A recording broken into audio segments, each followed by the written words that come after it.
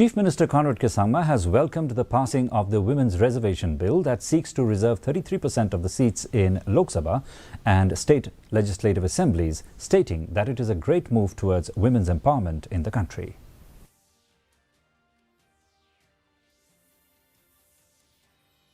Matrilineal state, and as an individual who believes in women empowerment, I am very happy about the bill as an individual, and I welcome the bill, and I'm sure that this will lead to a very positive strengthening and representation of women in the parliament and in the assemblies. And of course, as a state also, it's something that I'm sure that the state as a whole will be also acceptable, because it's one of the few states in the country that believes in socially empowering women by means of having a matrilineal. It's a part of our culture. The Deputy Commissioner